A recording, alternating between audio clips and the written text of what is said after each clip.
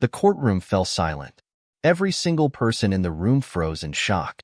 The judge, a stern-looking woman in her 50s, adjusted her glasses and frowned at the unexpected interruption. The lawyers, who had been arguing just moments ago, turned their heads toward the small voice that had broken the court's strict order. The jury members, the audience, even the accused standing in the defendant's box, all stared at the boy. A boy no older than 10 stood up from his seat in the public gallery. His hands were clenched into fists, his face red with emotion. He pointed at the man on trial, his voice shaking but loud enough for everyone to hear. "That man is lying," he shouted. Gasps rippled through the courtroom like waves in a stormy sea. The judge banged her gavel. "Order!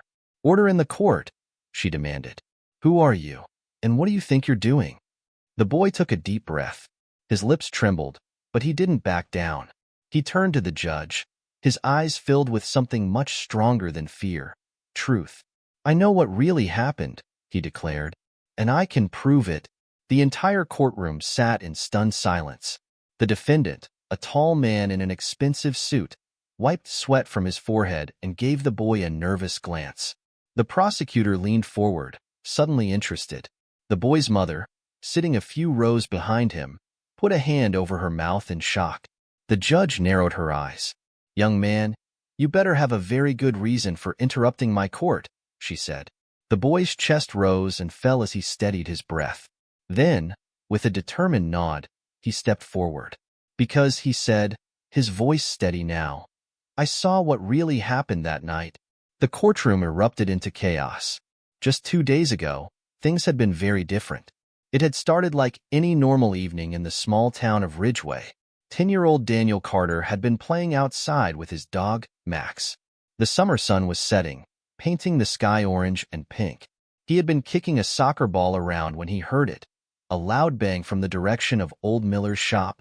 Daniel stopped, his heart skipping a beat. The sound was sharp, echoing through the empty street. Max barked, his ears perking up.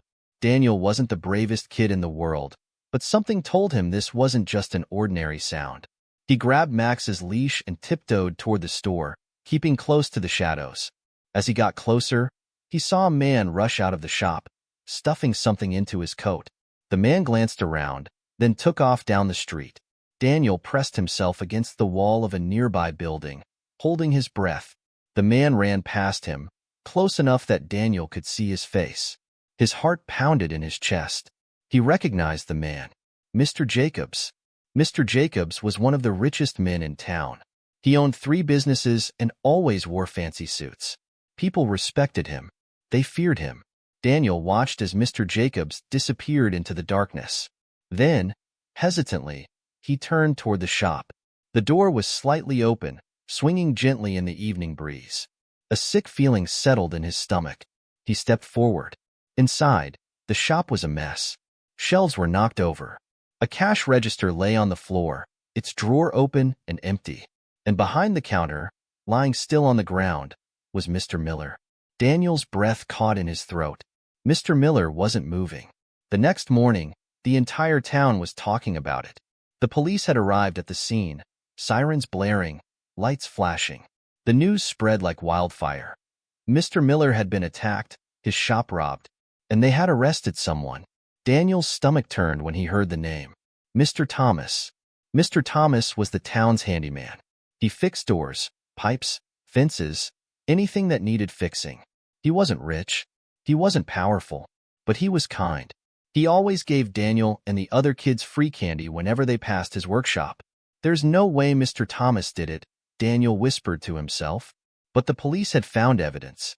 Mr. Thomas had been at the shop that night. The fingerprints were there, and someone claimed to have seen him leaving the store in a hurry. Mr. Jacobs had been one of the key witnesses. Daniel clenched his fists. He knew the truth. He had seen it with his own eyes. But no one would believe a 10-year-old kid. Unless he made them listen. The courtroom was still in chaos when the judge banged her gavel again. "Order," she demanded. "I will not tolerate this disturbance." Daniel's mother stood up, panic in her eyes. "Daniel, sit down," she whispered urgently. But Daniel didn't sit. He looked at the judge, at the lawyers, at Mr. Jacobs, whose face had gone pale. You need to listen to me, Daniel said firmly. I saw what really happened that night. Mr. Jacobs was there. He was the one who— That's enough, Mr. Jacobs suddenly shouted. His voice boomed through the courtroom. Everyone turned to him. His hands were clenched, his face twisted with anger. A moment of silence passed. Then, he forced a laugh. This is ridiculous, he scoffed. You're seriously going to listen to a child? This is a court of law, not a fairy tale. The judge turned back to Daniel. Young man, if you're lying, there will be serious consequences. Are you absolutely sure about what you're saying? Daniel nodded. I swear on my life, he said. I saw everything. The judge stared at him for a long moment. Then, she leaned forward. Then tell us exactly what you saw. Daniel opened his mouth to speak. And suddenly, bang, a loud noise rang out, shocking everyone. The doors to the courtroom burst open. A police officer rushed inside, breathless, holding a sheet of paper in his hands. Your Honor, he shouted, we have new evidence, and it changes everything. Everyone turned to the officer, the room holding its breath. Daniel's heart pounded. Had someone finally discovered the truth? Or was it something even worse? The courtroom fell into a stunned silence. The police officer stood at the entrance, his chest rising and falling with heavy breaths. In his hand, he clutched a sheet of paper like it was the most important thing in the world. Judge Wilkins adjusted her glasses and slammed her gavel. Officer, what is the meaning of this interruption? She demanded. The officer swallowed hard. Your Honor, he said, stepping forward, we've just uncovered new evidence related to this case. And it changes everything. A ripple of whispers spread through the courtroom like wildfire. Daniel's eyes darted to Mr. Jacobs. The rich businessman's face had gone stiff, his fingers twitching as if he wanted to snatch the paper right out of the officer's hand. The officer walked toward the judge's bench, passing Daniel on the way. For a brief second, their eyes met. The officer gave Daniel the smallest nod, like he knew something. Daniel's breath hitched. The judge took the paper from the officer's hands and read it silently. Her eyes narrowed. Her lips pressed into a thin line. Finally, she looked up. This court will take a 15-minute recess, she announced. Bailiff, take the defendant back into holding. And Mr. Jacobs, her gaze locked onto the businessman. I suggest you remain seated. Mr. Jacobs shifted in his chair. His forehead glistened under the courtroom lights. The judge turned to Daniel. Young man, I want to hear your testimony as soon as we return. Daniel nodded firmly. He wasn't backing down. Not now. The courtroom doors opened again, and people began filing out. Daniel's mom grabbed his arm, pulling him aside. Daniel, she hissed, what do you think you're doing? Daniel turned to her, eyes blazing. Mom, I saw what happened. Mr. Jacobs was there that night. He's lying. His mother's hands trembled. Honey, you don't understand. Mr. Jacobs is a powerful man. If you accuse him of something like this— I'm not accusing him, Daniel interrupted. I'm telling the truth. His mother let out a shaky breath. Her eyes were full of worry, but there was something else in them too, pride. She cupped his face. Okay, she whispered. Then tell the truth. 15 minutes felt like an eternity. Daniel sat outside the courtroom, swinging his legs nervously. Across from him, Mr. Jacobs was seated, his lawyer whispering something in his ear. Every few seconds, the man's eyes would flick over to Daniel, cold, calculating. Daniel didn't look away. The doors opened, and the bailiff stepped out. Court is back in session. Daniel took a deep breath. This was it. As he walked inside, the room felt different. The whispers were louder, the tension thicker. He could feel dozens of eyes locked onto him, waiting. Judge Wilkins sat straight in her chair. Mr. Carter, she said, motioning for Daniel to come forward.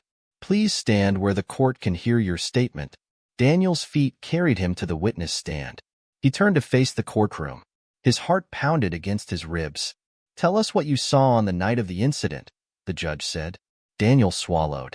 I was outside playing soccer, he began, his voice steady but small. It was late, and I heard a loud bang from Mr. Miller's shop. The courtroom listened in silence. Daniel took another breath. I want to check it out. And that's when I saw him. He pointed directly at Mr. Jacobs. Gasps filled the room. Mr. Jacobs' face twitched. Judge Wilkins raised an eyebrow. You saw Mr. Jacobs at the scene? Yes, Daniel said. I saw him running out of the shop. He had something in his coat. And then he disappeared. Mr. Jacobs' lawyer shot to his feet. Objection, Your Honor. This is hearsay from a child. The judge held up a hand. Sit down, Mr. Sterling. I'll decide what is hearsay. She turned back to Daniel. Continue. Daniel's fingers clenched the wooden stand. When I went inside, I saw Mr. Miller on the ground. He wasn't moving. I ran back home after that. The courtroom was deathly quiet. Then, a chuckle. It was slow, deep, mocking. Mr. Jacobs leaned back in his chair, smirking. This is ridiculous, he said, shaking his head. Your Honor, are we really taking the word of a child over solid evidence? Daniel's jaw tightened. Where's your proof, kid? Mr. Jacobs taunted. You think you saw me? Maybe it was dark. Maybe you got scared and imagined things. Daniel's hands balled into fists. And then, the police officer who had interrupted earlier stepped forward. Actually, he said, his voice firm, we do have proof. Every head turned toward him. The officer reached into his pocket and pulled out a small plastic bag. Inside was a single item, one that made Mr. Jacobs' face drain of all color, a golden cufflink. This was found behind the counter at Mr. Miller's shop, the officer announced. And after testing, it has confirmed traces of the victim's blood. The courtroom exploded into noise. Mr. Jacobs jumped to his feet. That's not mine, he stammered. The officer smirked. Funny, because it has your initials engraved on the back. Mr. Jacobs' face twisted in panic. His lawyer whispered furiously in his ear, but the businessman wasn't listening anymore. He was sweating, breathing too fast. Daniel's eyes locked onto him. For the first time, Mr. Jacobs looked afraid. Judge Wilkins banged her gavel. Mr. Jacobs, you will remain seated until I say otherwise. Mr. Jacobs sat down stiffly. Daniel let out a slow breath. He had done it. He had told the truth. And now, Mr. Jacobs glared at him. A dark, dangerous look. And that's when Daniel knew. This wasn't over. Not yet. The weight of what had just happened pressed heavily on the courtroom. The golden cufflink sat inside the plastic bag, the initials JJ gleaming under the harsh lights. Mr. Jacobs' face was frozen in shock, his hands gripping the edges of the defendant's table so tightly that his knuckles turned white. Daniel could feel the air shift. This wasn't just a courtroom anymore. It was a battlefield. Judge Wilkins adjusted her glasses and tapped her gavel. This new evidence will be reviewed immediately, she declared. Mr. Jacobs, do you have any explanation for how your cufflink ended up at the crime scene? Jacobs' lawyer quickly stood up. Your Honor, this could have been planted. My client is a respected businessman. Save it. The judge cut him off with a sharp look. Mr. Jacobs can answer for himself. All eyes turned to him. For the first time since the trial had begun, Mr. Jacobs seemed to have lost his confidence. He swallowed hard, wiping sweat from his brow. Then, he did something that made Daniel's stomach twist. He smiled. A slow, slick smile, like a snake sizing up its prey. Your Honor, he said smoothly, straightening his tie. I won't deny that the cufflink is mine, but if I may remind you, I visit Mr. Miller's shop often. That cufflink could have fallen off during any of my visits. A murmur of uncertainty spread through the crowd. Daniel's fists clenched. No, that was a lie. Mr. Jacobs turned to face him. And as for the boy, he tilted his head, studying Daniel like a puzzle. Are we really trusting the memory of a child? He says he saw me, but where is his proof? It was dark. He was scared. He thinks he saw me. But what if he's wrong? Daniel's heart pounded. He could feel doubt creeping into the room like a fog. Judge Wilkins pursed her lips. The court acknowledges that Mr. Jacobs is a frequent visitor of Mr. Miller's store. However, the presence of blood on the cufflink makes this matter far more serious. Jacobs' lawyer shot up again. Your Honor, unless there is solid proof that my client was at the shop at the exact time of the incident, this is purely circumstantial. Daniel's pulse raced. He had to do something. And then, a memory hit him like lightning. The man in the suit, running down the street. The way he stuffed something into his coat pocket. Daniel's eyes widened. "The coat," he blurted out. Everyone turned to him. Judge Wilkins raised an eyebrow. "What are you talking about, Mr. Carter?" Daniel took a deep breath. "That night, I saw Mr. Jacobs running away from the shop. He put something in his coat pocket." He turned to the police officer. "Did you check his house? His clothes?" The officer blinked, then glanced at the judge. "We haven't conducted a full search of Mr. Jacobs' residence yet, Your Honor." Jacobs' lawyer immediately spoke up. "This is absurd. The police already searched my client's office and car. They found nothing suspicious. Are we really going to turn this into a witch hunt?" But Judge Wilkins was already looking at the officer. "I want his house searched," she ordered. Immediately, Mr. Jacobs shot out of his chair. "This is ridiculous," he barked. "I am not a criminal. You have no right to." "Sit down, Mr. Jacobs," the judge snapped. Jacobs looked like he wanted to argue, but something in the judge's tone made him think twice. With a stiff jaw, he dropped back into his seat, but his eyes burned with fury. The officer nodded. "I'll have my team move in right away." He turned and exited the courtroom. The tension in the room was thick enough to cut with a knife. Daniel swallowed hard. He had done all he could for now, but deep down, he knew this wasn't over yet. That evening, Daniel sat on the couch in his living room, gripping a cup of hot chocolate his mom had made for him. The news played on the TV. The trial had made headlines. "We are currently waiting for updates from the police, who have begun searching the home of local businessman James Jacobs after new evidence surfaced in court today." Daniel's mom sat beside him, rubbing his back gently. "I'm proud of you," she murmured. "But I'm also scared." Daniel looked up at her. "Why?" She hesitated. "Mr. Jacobs. He's not the kind of man who likes to lose." A shiver ran down Daniel's spine. He knew that.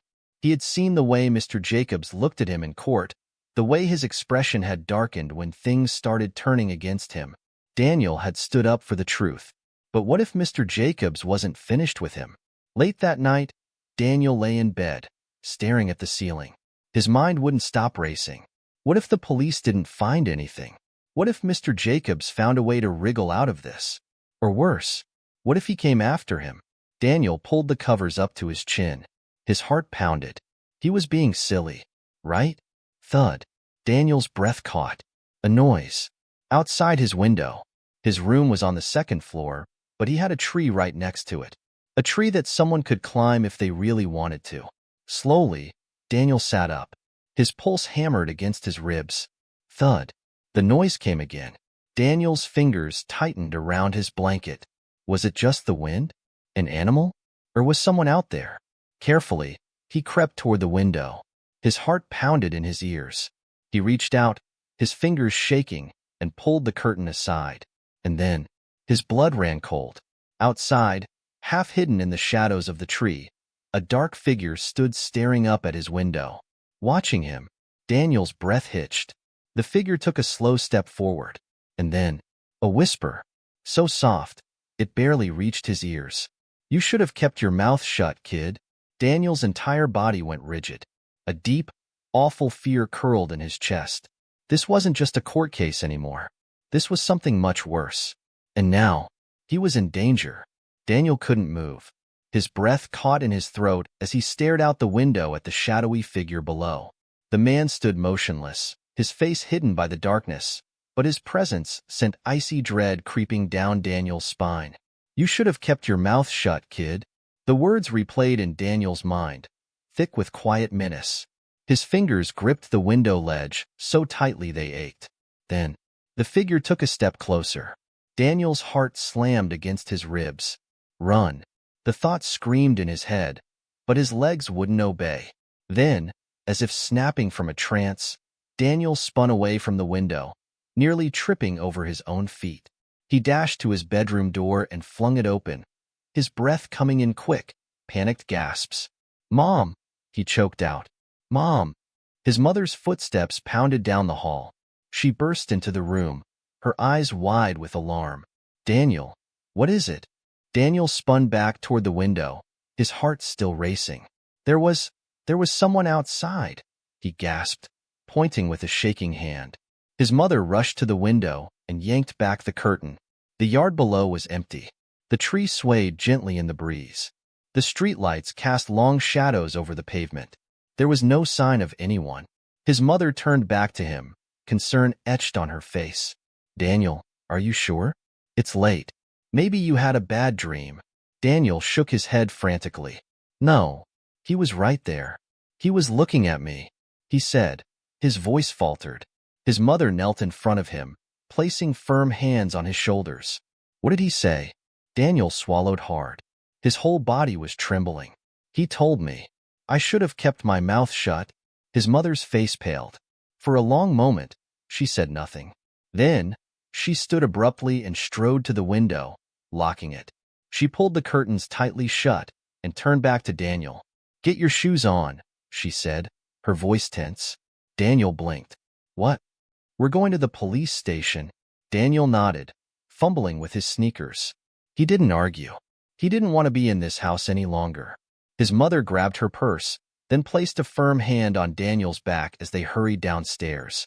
She turned off the living room lights, but just before stepping outside, she hesitated. Then, with a shaking hand, she locked the front door, twice. Daniel glanced at her. She was scared too, and that made it worse. The police station was quiet at this hour. Only a few officers were on duty, drinking coffee and typing reports under the glow of fluorescent lights. Officer Ramirez, the same man who had presented the cufflink in court earlier, greeted them at the front desk. His expression darkened as Daniel's mom explained what had happened. Someone threatened him? Ramirez asked, eyes narrowing. Daniel nodded, still shaken. He was right outside my window. Ramirez glanced at another officer, then straightened. All right, I'll send a patrol car to your house. We'll check the area, see if we can find anything. Daniel's mother exhaled shakily. Thank you. Ramirez studied Daniel carefully. Kid, do you think you'd recognize this guy if you saw him again? Daniel hesitated. I think so. It was dark, but I know it was a man. And he swallowed. He sounded serious. Ramirez nodded. Stay here for now. We'll look into this. An hour later, a different officer returned from checking their house. No signs of forced entry, he reported. No footprints near the window. Whoever it was, they're gone now. Daniel's mother rubbed her temples. This isn't just random. This is because of the trial. Ramirez folded his arms. I think so too. He turned to Daniel. Kid, I'm not gonna lie to you. If someone is trying to scare you, that means you're making them nervous. Daniel swallowed. He didn't like the sound of that. His mother crossed her arms. What do we do?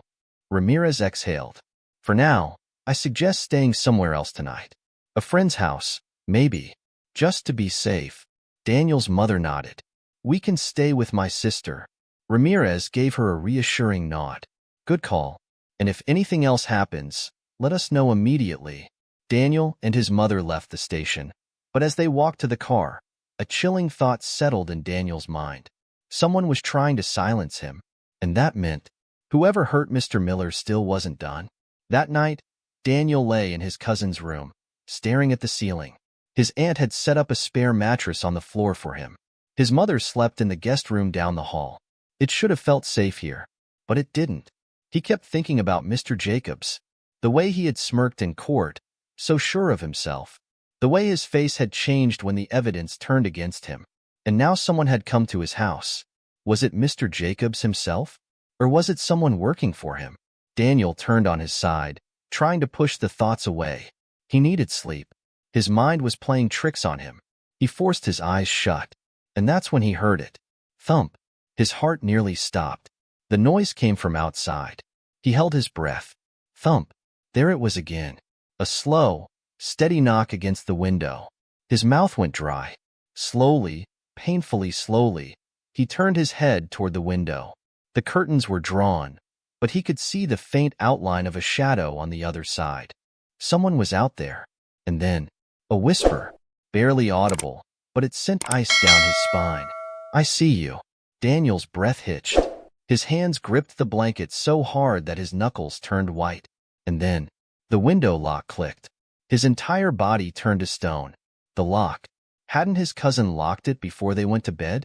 Then why? His pulse pounded in his ears. The handle moved. Someone was opening the window. Daniel shot up and bolted out of the room, nearly tripping over the mattress. "MOM!" he screamed as he tore down the hallway. A door burst open, and his mother stumbled out, eyes wide. "What's wrong?" Daniel pointed back toward the room, gasping for breath. Someone's at the window." His aunt appeared too, confused and groggy. Ramirez's warning rang in Daniel's ears. If someone is trying to scare you, that means you're making them nervous. And suddenly he realized they weren't trying to scare him anymore. They were trying to get to him. And this time, they were inside.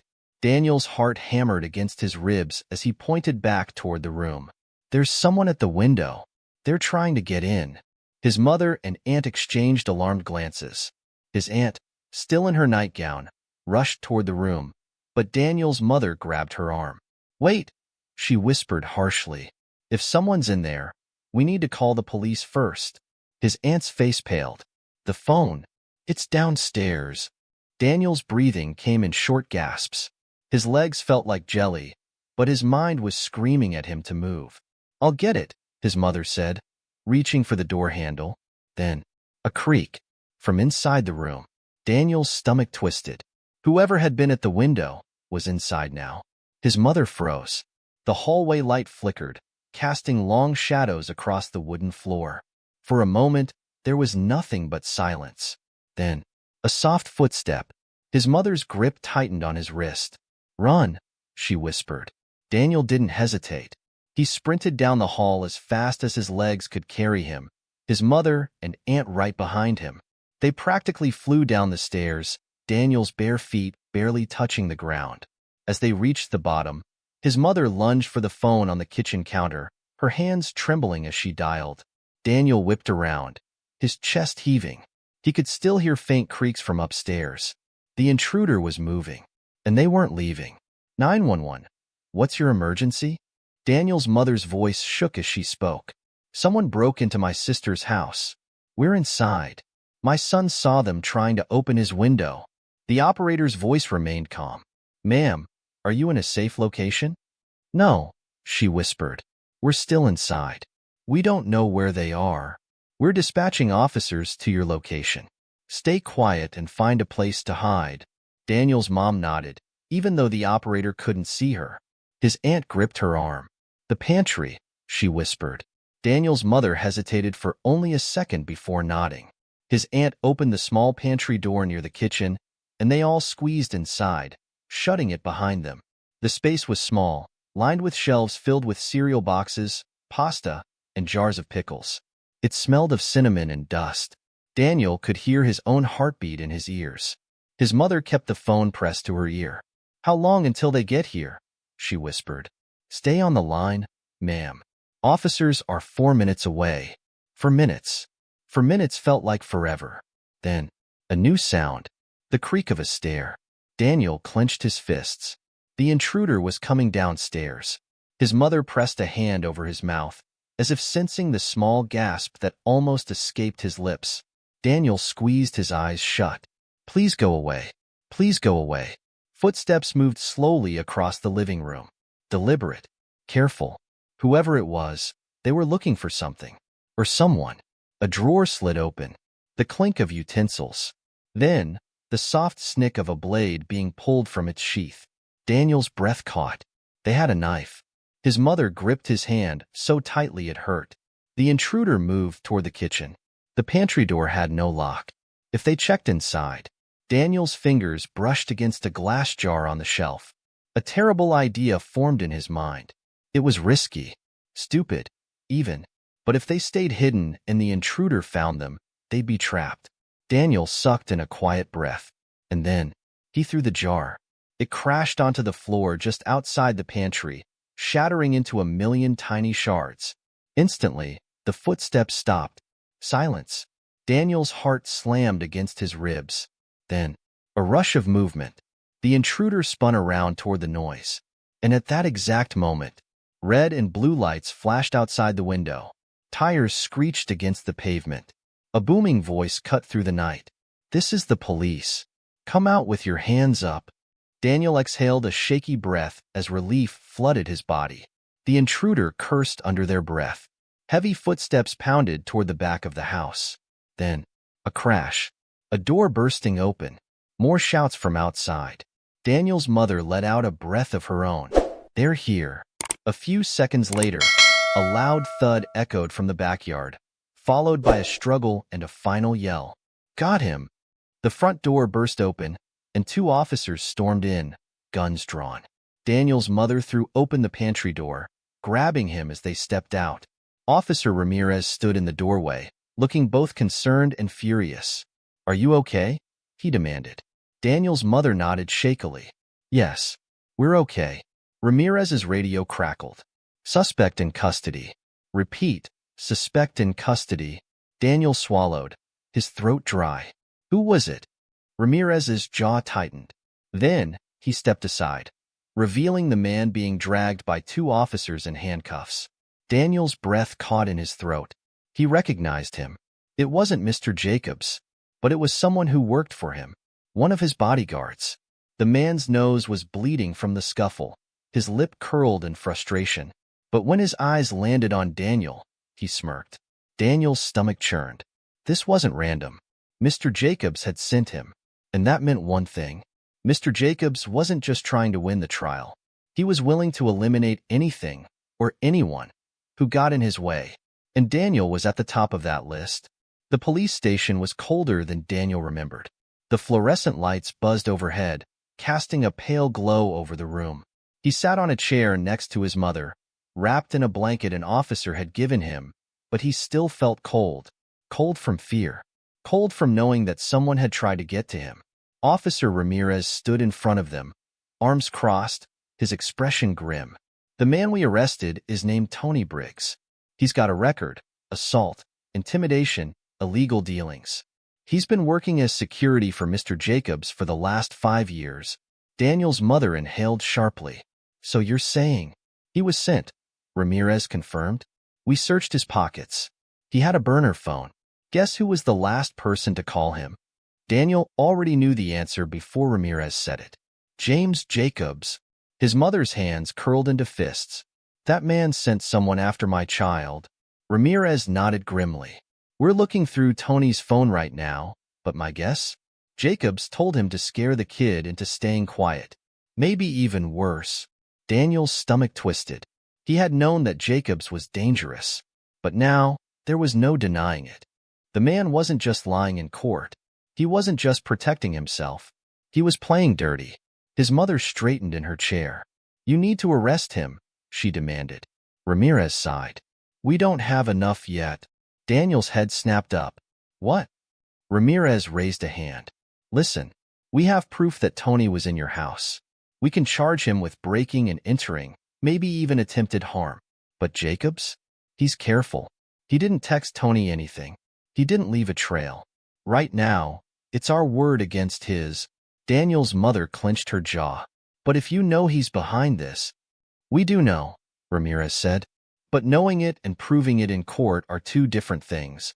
Daniel's hands curled into fists. Jacobs was winning, even after everything. After the cufflink, after the trial, after sending someone to his house, he was still untouchable. Unless— Daniel lifted his head. "Then we need better proof." Ramirez frowned. "Kid, you already did your part. You stood up in court. You told the truth. I don't want you putting yourself in more danger." Daniel's mother placed a protective hand on his shoulder. "Neither do I." Daniel looked between them, his heartbeat picking up. "No," he said firmly. "You don't get it." He swallowed hard. "Jacobs is scared of me. That's why he sent Tony." Ramirez's eyes darkened, but he didn't argue. Daniel took a deep breath. "Which means there's something I don't know yet. Something I haven't figured out." His mother's grip tightened. "Daniel." He turned to her. "Mom, I saw him that night. I saw him running out of the store. That means there's more evidence somewhere. Something he doesn't want anyone to find." Ramirez exhaled. "We're already searching his house and offices, kid. If there's anything to find, we'll find it." Daniel shook his head. But what if it's not at his house? Ramirez hesitated. Daniel sat up straighter. Mr. Miller's store. Did anyone check the security cameras? Ramirez's brows knitted together. We tried. The system was wiped that night. Daniel's heart sank. So, there's nothing? Ramirez was silent for a long moment. Then, he muttered, almost to himself, not necessarily. Daniel and his mother both looked at him. Ramirez rubbed his chin. Miller was old school. He had the digital cameras, yeah. But he also had an old security setup. One of those hardwired systems that record straight onto a private drive. Daniel's eyes widened. Then where's the footage? Ramirez frowned. That's the problem. We never found it. The digital feed was deleted, but if the old system was still running that night, Daniel's mind raced. That means the evidence is somewhere. Ramirez nodded. Yeah, but if we don't have it, then only 2 other people would know where it is. His gaze darkened. Mr. Miller, or Mr. Jacobs. A tense silence settled between them. Daniel's mother spoke first. Mr. Miller is still in the hospital, right? Ramirez nodded. He's stable, but he hasn't regained consciousness since the attack. Daniel took a deep breath. Then we need to find the footage before Jacobs does. Ramirez looked at him carefully. Then, slowly, he nodded. I'll put a team on it, he said. We'll search Miller's store again, top to bottom. If that footage exists, we will find it. Daniel's mother let out a shaky breath. And what about Jacobs? Ramirez's jaw tightened. For now, he's still out on bail. But trust me, if we find that footage, he won't be out for long. Daniel exhaled. For the first time in days, he felt something close to hope. Jacobs had played his hand. He had tried to scare Daniel into silence. But now? Now Daniel knew there was more to the story, and he was going to uncover every last piece of it, even if it meant facing Jacobs again. It was past midnight by the time Daniel and his mother returned to his aunt's house. Despite the exhaustion weighing on him, Daniel couldn't sleep. He lay in bed, staring at the ceiling, his mind spinning. Somewhere out there, the missing footage existed. Somewhere out there, proof of what really happened that night was waiting to be found. Daniel just hoped they could find it before Jacobs did. And then, his phone buzzed. Daniel frowned, sitting up. Who would be texting him this late? He reached for his phone and unlocked the screen. One new message. No name, just an unknown number. His stomach twisted as he read the words. You think you're safe? You're not. Walk away, kid. Before it's too late. Daniel's breath caught. His fingers trembled as he gripped the phone. Jacobs knew. He knew Daniel wasn't giving up. And now, he was warning him, or threatening him. Daniel wasn't sure which. But one thing was certain. Jacobs wasn't done, and neither was Daniel. Daniel stared at his phone screen, his pulse pounding in his ears. You think you're safe? You're not. Walk away, kid. Before it's too late. The words felt like a snake coiling around his chest, squeezing tighter with each breath. His fingers hovered over the screen. He wanted to delete the message, to pretend it didn't exist. But he couldn't. Because this wasn't just a threat. It was a warning. A reminder that Mr. Jacobs wasn't finished with him. Daniel sucked in a shaky breath and jumped out of bed. He needed to tell someone. He rushed down the hallway, careful not to make too much noise. His mother had already been through enough tonight. But Ramirez, he needed to know. Daniel tiptoed into the living room, grabbed the landline phone, and quickly dialed the number Officer Ramirez had given them in case of emergencies. The line rang twice before a groggy voice answered. Ramirez. Officer. It's me. Daniel. Instantly, Ramirez sounded more awake. Kid? What's wrong? Daniel tightened his grip on the phone. I got a text.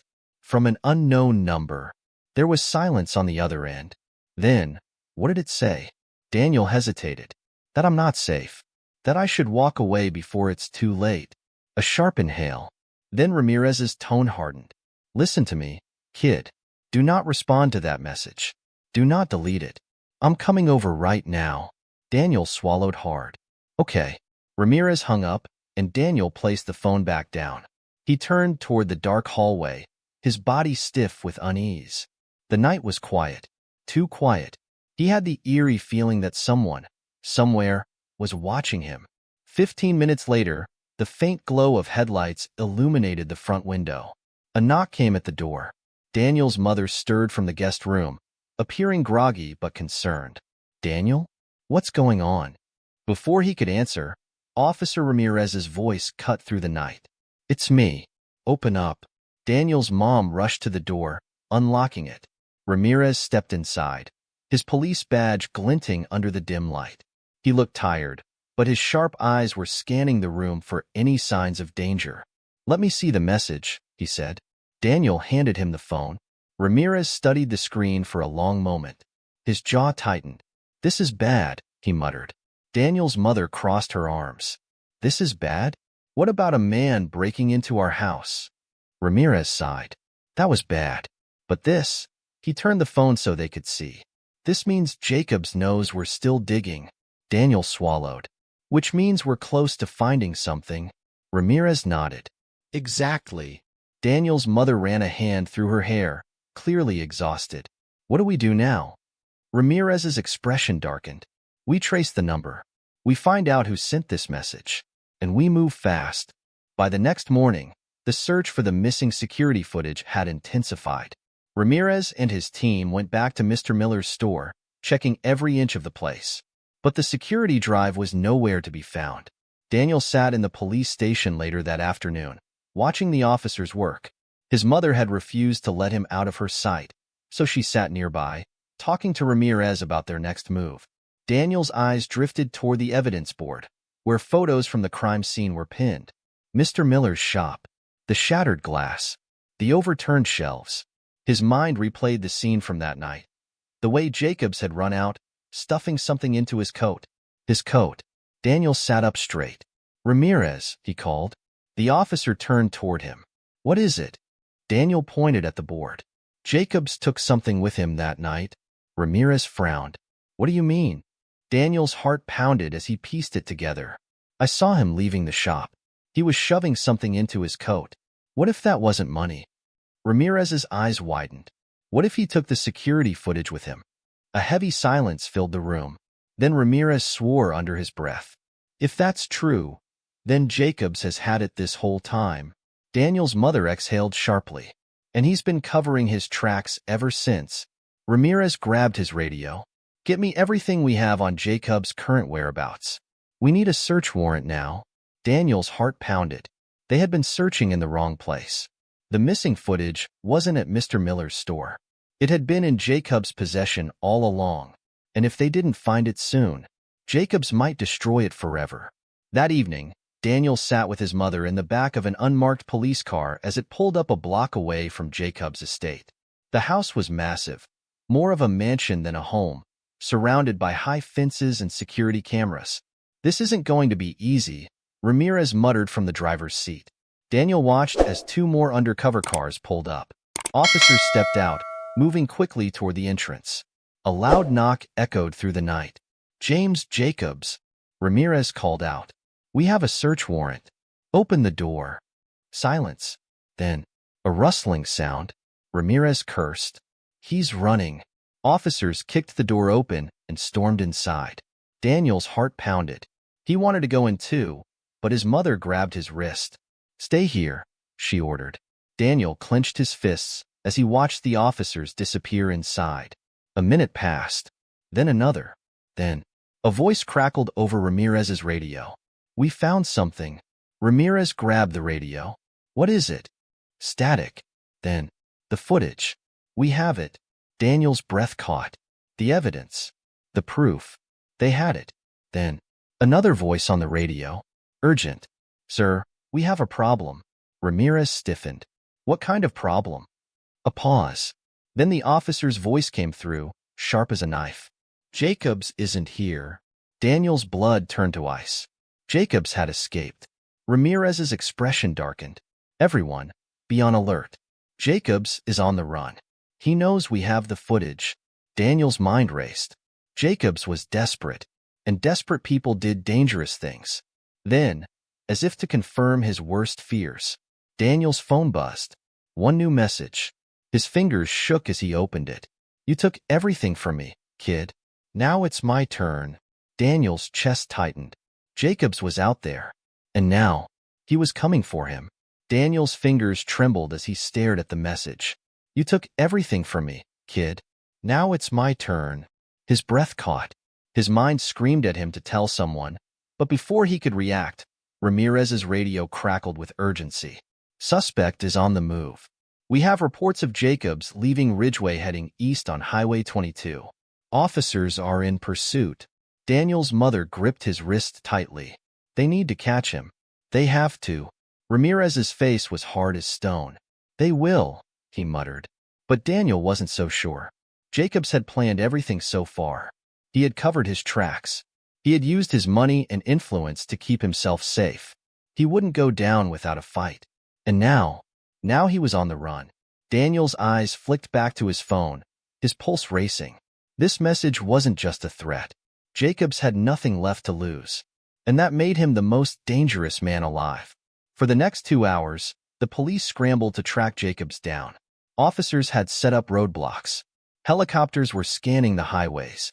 Patrol cars were stationed in every possible escape route. But Jacobs was smart. He had disappeared. Ramirez slammed his fist against the hood of his car. Damn it! How does a billionaire just vanish? An officer ran up, breathless. Sir, we just checked Jacobs' financial records. He withdrew a lot of cash 2 days ago. He was planning this.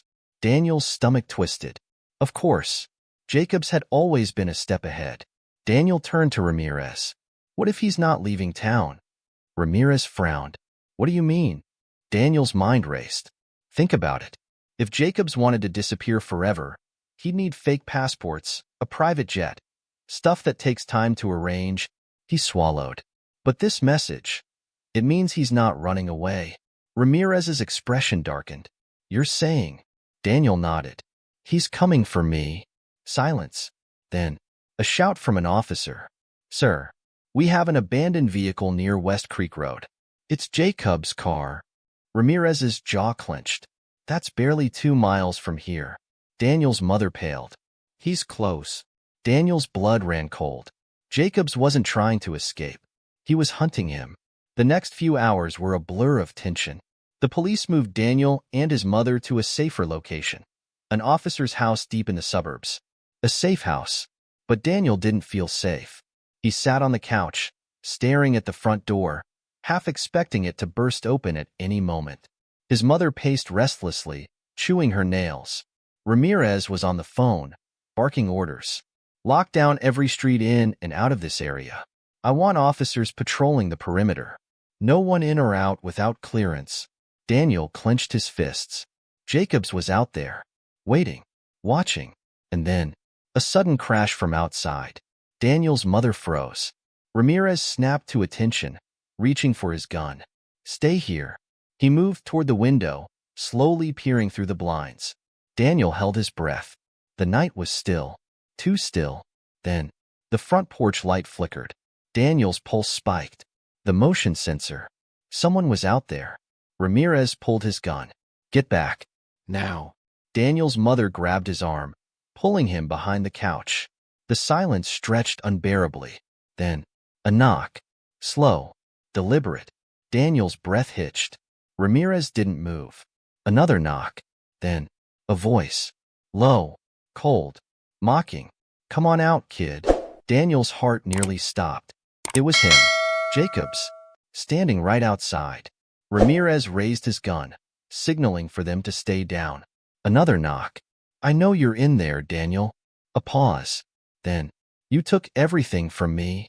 Daniel squeezed his eyes shut. This wasn't a dream. This was real. Jacobs had found them. And now, he wasn't leaving. Ramirez moved toward the door, gun steady. His voice was sharp. James Jacobs, step away from the house. You're surrounded. Silence. Then, a chuckle. Am I? And then, the power cut out. The house plunged into complete darkness. Daniel's mother let out a muffled gasp. Daniel's stomach dropped. Jacobs had planned this. And now, they were trapped with him. Darkness swallowed the house. The hum of the refrigerator stopped. The digital clock on the wall went black.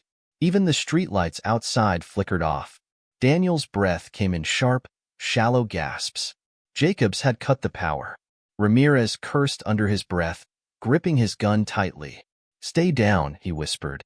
"Don't make a sound." Daniel's mother clutched his hand, her fingers ice cold. Outside, footsteps crunched on the gravel driveway. Slow, controlled. Jacobs was taking his time. He wanted them to be afraid. A shiver ran down Daniel's spine. This wasn't a break-in. This was a hunt. Then, a voice, smooth as silk, cut through the night. "I have to admit, kid," Jacobs said from the darkness, "you've caused me more trouble than anyone ever has." Daniel clenched his fists. "I gave you a chance," Jacobs continued, his tone almost casual. "I told you to walk away. But you didn't listen." A pause. Then, glass shattered. Daniel flinched. Ramirez moved swiftly, pressing his back against the wall, his gun raised toward the noise. The kitchen window. Jacobs had just broken in. Daniel's mother gripped his arm. "We have to get out of here," she mouthed. Ramirez's jaw tightened. "Back door," he whispered. "Now." They moved quickly but carefully, keeping low as they crept toward the back of the house. Daniel's heartbeat pounded in his ears. Every step felt like it took forever. Behind them, the sound of glass crunching under boots. Jacobs was inside. They reached the back door. Ramirez twisted the knob. Locked. His face darkened. He quickly reached into his pocket for the key. Daniel's breath hitched. Then, another voice. This time, closer. "Where are you hiding, Daniel?" Daniel's blood turned to ice. Jacobs was just a few rooms away. And then, a creak. Daniel's heart stopped. The floorboard. His mother had stepped on a loose floorboard. Silence. Then, footsteps. Fast. Coming straight for them. Ramirez reacted instantly. "Go." He threw open the door just as Jacobs came into view. A glint of silver, a gun. Jacobs raised it. Bang. Ramirez fired first. A deafening shot echoed through the house. Jacobs let out a grunt and stumbled back. Daniel's mother grabbed his wrist and yanked him outside. They ran. Through the yard. Across the grass. Daniel's lungs burned. Behind them, shouting. A scuffle. Another gunshot. They didn't stop. Didn't look back. A police siren wailed in the distance. Flashing red and blue lights cut through the night. Daniel barely registered them as they reached the street. His mother collapsed onto the sidewalk, pulling him into a crushing hug. More sirens. More lights. Doors slammed. Officers stormed the house. And then, silence. Ramirez emerged from the darkness, gun still in hand. His lip was bleeding. His shirt was torn. But he was alive. He looked at Daniel. "It's over." Daniel swallowed hard. "Jacobs." Ramirez exhaled. Shot in the shoulder. "He's in custody." Daniel let out a shaky breath. The nightmare was over. Jacobs had lost. And for the first time in days, Daniel felt something he hadn't felt in a long time. Safe. But then, a voice crackled over the police radio. "Officer." "Sir, we have a problem." Ramirez stiffened. "What kind of problem?" A pause. Then, "The footage is missing." Daniel's stomach dropped. The evidence. The only thing that could prove what Jacobs had done. It was gone. Jacobs may have been arrested, but his secrets were still out there. And Daniel knew. This wasn't over yet. Not by a long shot. Daniel's stomach churned as he processed the words. The footage is missing. The one thing that could definitively prove Jacobs' guilt, gone. Ramirez's expression darkened. "What do you mean missing?" "We had it." The officer's voice crackled over the radio. "It was secured at the precinct an hour ago. But when we went to retrieve it, nothing. The drive is gone." Daniel's chest tightened. Jacobs had been arrested. But his reach hadn't been. Someone had taken it. His mother's grip on his arm tightened. "This can't be happening," she whispered. Ramirez turned to the officers at the scene. "We need a full lockdown on Jacobs' associates. Someone took that footage, and I want to know who." Daniel swallowed. What if Jacobs arranged this before he was caught? Ramirez rubbed his temples. "That's what I'm afraid of." Daniel's mother shook her head. No, we're not doing this again. This man has terrorized my son. And now you're telling me there's a chance he walks free?" Ramirez didn't answer. because they all knew the truth. Without that footage, Jacob's legal team would tear through the case like paper. And worse, if the wrong people got their hands on it, they could erase any proof of his crimes forever. Daniel clenched his fists. We have to find it. His mother turned to him, eyes wide. Daniel. No, Mom, he said firmly. We're so close. Jacobs is in custody. If we get the footage back, we win. Ramirez studied him. Kid, this isn't just a game anymore. Someone stole that drive for a reason. If they know you're looking for it. He didn't have to finish the sentence. Daniel already knew the risk. But after everything, after being hunted, after almost getting killed, he couldn't stop now. Jacobs was powerful, but he wasn't invincible. And Daniel Carter wasn't afraid anymore. He turned to Ramirez, determination burning in his chest. Tell me what we do next. 8:47 a.m., police headquarters. The precinct was buzzing with tension. Officers moved in and out, whispering to each other, making calls, tracking down leads. Jacobs was in a holding cell, but he was calm. That's what scared Daniel the most. He and his mother sat in Ramirez's office as he paced, talking to another officer. So far, no signs of forced entry, the officer reported. No camera footage showing someone stealing the drive. It's like it just disappeared. Ramirez ran a hand through his hair. We're missing something. Jacobs didn't steal it himself. He had help. Someone inside. Daniel's breath hitched. A mole. Someone inside the police force was still working for Jacobs. That's how the footage vanished without a trace. Ramirez's radio crackled. Sir, we have movement on Jacobs' lawyer. He just left the building and is heading toward a private office in downtown Ridgeway. Ramirez and Daniel exchanged looks. That's it, Daniel whispered. The drive is going to him. Jacobs wasn't waiting for his trial. He was erasing the evidence before it ever saw a courtroom. Ramirez grabbed his keys. We move now. 10:15 a.m., downtown Ridgeway. The city was awake, bustling with traffic and people going about their day, unaware of the battle happening right under their noses. Ramirez pulled up near an office building, his eyes sharp. Jacob's lawyer just walked in 10 minutes ago. If the footage is anywhere, it's in there. Daniel and his mother sat in the back seat, nerves tightening their chests. We're going to get it back, right? Daniel asked. Ramirez's jaw tensed. We have to. Then, a new voice crackled over the radio. Sir, Jacobs has requested an urgent bail hearing. It's happening now. Daniel's heart stopped. What? Ramirez barked. The judge is reviewing the case. If Jacobs' lawyer presents insufficient evidence to hold him, he walks. Daniel's blood ran cold. The drive. It wasn't just about hiding the truth anymore. Jacobs was going to use its disappearance to claim he was innocent. If they didn't get it now, Jacobs would be free by noon. Ramirez cursed. We don't have time for a warrant. Daniel's breath came fast. No, he said. We don't. Before anyone could stop him, he opened the door and ran. 10:20 a.m., Jacobs' lawyer's office. Daniel's pulse pounded as he sprinted through the front doors. A receptionist called out, startled. Hey, you can't. But Daniel didn't stop. He knew where to go. Jacobs' lawyer had an office on the second floor. Daniel dashed up the staircase, 2 steps at a time. Ramirez was behind him, yelling, but Daniel barely heard him. All he could think about was the drive. If he found it, Jacobs was done. If he didn't, Daniel shoved open the office door. Inside, Jacobs' lawyer sat at his desk, startled by the sudden intrusion. On the desk, a briefcase. Locked, but right next to it, a small black flash drive. Daniel's heart nearly leapt out of his chest. That's it. The lawyer's shock turned to fury. Get out of my office. Daniel lunged. The lawyer grabbed for the drive, but Daniel was faster. He snatched it off the table just as Ramirez stormed in. The lawyer's face twisted with rage. That is private property. Ramirez flashed his badge. Not anymore. The lawyer's face drained of color. Because he knew. They had one. Ramirez grabbed his radio.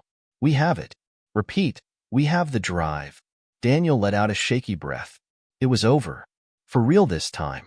Jacobs wasn't walking away from this. Not today. Not ever. 11:50 a.m., courthouse. Daniel sat with his mother in the back of the courtroom. Jacobs was seated at the defense table, calm. Too calm. He thought he was about to walk free. The judge looked at his lawyer. Your client has requested bail due to lack of evidence. Is that correct? The lawyer stood. Yes, Your Honor. At this time, the police have no proof tying my client to any crime. The case against him is purely speculation. Jacobs smirked. Daniel clenched his fists. Then, Ramirez stood. Your Honor, he said, the prosecution does have new evidence. He pulled out a flash drive. Jacobs' smile vanished. Daniel saw it happen. The exact moment Jacobs knew he had lost. The judge took the drive, inserted it into the computer, and then the courtroom gasped, because there, on the screen, clear as day, was security footage of James Jacobs standing over Mr. Miller's body. The gavel came down. Bail denied. Jacobs' face twisted in rage. Police officers moved in, securing him in handcuffs. Daniel exhaled. It was finally over. Jacobs wasn't just going to prison. He was going away for good. And Daniel Carter, the kid no one had believed, had just taken down a monster. The courtroom was in chaos. Gasps, murmurs, even quiet exclamations of shock filled the space as everyone processed what they had just seen. On the screen, the footage played again. Jacobs, standing over Mr. Miller, blood on his hands. The final, undeniable proof. Daniel sat frozen in his seat, his pulse thudding in his ears. He had done it. He had exposed the truth. And now, Jacobs knew it too. The businessman's face was twisted in fury as officers moved in, grabbing him by the arms. His lawyer was pale, speechless, scrambling for a response. But there was nothing left to say. The evidence was absolute. Judge Wilkins' voice rang through the chaos. Bail is denied. The defendant will remain in custody until trial. Jacobs' jaw clenched. And then, slowly, he turned. His eyes locked onto Daniel. Daniel's breath caught. For a moment, the entire world seemed to stop. Jacobs didn't speak, didn't move. But his expression, it sent chills through Daniel's bones. A silent promise. A warning. This isn't over. Then, the officers dragged him away. The doors slammed shut. Jacobs was gone. And Daniel Carter had won. 5:30 p.m., police headquarters. Daniel sat in Ramirez's office, staring at a steaming cup of cocoa. He wasn't drinking it. His hands were still shaking. Ramirez sat across from him, watching carefully. You okay, kid? Daniel nodded. I think so. His mother, sitting beside him, ran a hand through his hair. It's over now, she murmured. He's going to prison. Ramirez exhaled. Yeah, he is. The footage guarantees it. No amount of money or lawyers will save him from this one. Daniel knew that. But the look Jacobs had given him in court, it wouldn't leave his mind. Ramirez seemed to read his thoughts. Jacobs is done, Daniel.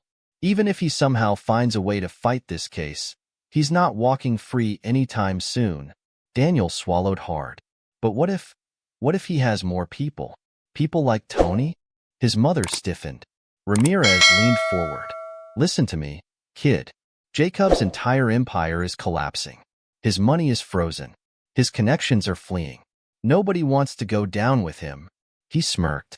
By this time next week, James Jacobs is going to be all alone. Daniel took a slow breath. Maybe it was over. Maybe. Knock, knock, knock. Everyone flinched. A young officer stuck his head inside. Sir? We have a visitor. Ramirez frowned. We're not expecting anyone. The officer hesitated. It's Mr. Miller. Daniel's heart stopped. His mother gasped. He's awake? The officer nodded. Just a few hours ago. He insisted on coming here first. Daniel shot out of his chair. Where is he? The officer stepped aside.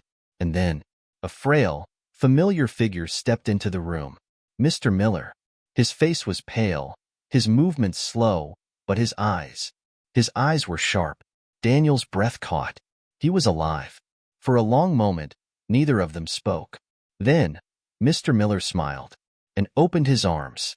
Daniel rushed forward, hugging him tightly. You're okay, he choked out. You're really okay. Mr. Miller chuckled. patting his back. You saved me, kid. Daniel pulled back, his eyes stinging. I just told the truth. Mr. Miller smiled warmly. And that was enough. A heavy, overwhelming relief crashed over Daniel. It really was over. Jacobs had failed. And Mr. Miller was here.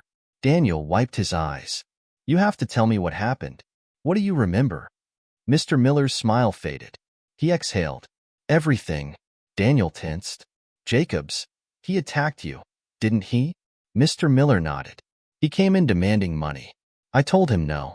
He got angry. His fingers twitched. Then, he saw the security system. Daniel's stomach dropped. Mr. Miller's voice lowered. That's why he attacked me. Not for money. Daniel's throat went dry. Then why? Mr. Miller's eyes darkened. Because I knew his secret. Silence. Ramirez leaned forward. Secret? Mr. Miller hesitated. Then, slowly, he pulled something from his coat pocket. Daniel's breath caught.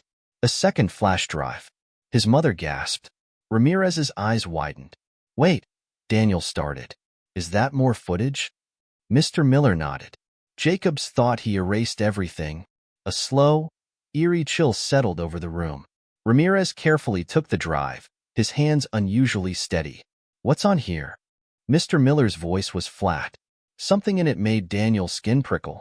Proof that Jacobs wasn't just running a business. A pause. Then, he was running a criminal empire. Daniel's heartbeat stopped. His mother covered her mouth. Ramirez's face darkened. You're saying Jacobs wasn't just laundering money? Mr. Miller shook his head. He was ordering hits. The air vanished from the room. Daniel couldn't breathe. Ramirez cursed. This changes everything. Mr. Miller nodded. That's why he wanted me dead. Daniel swallowed hard.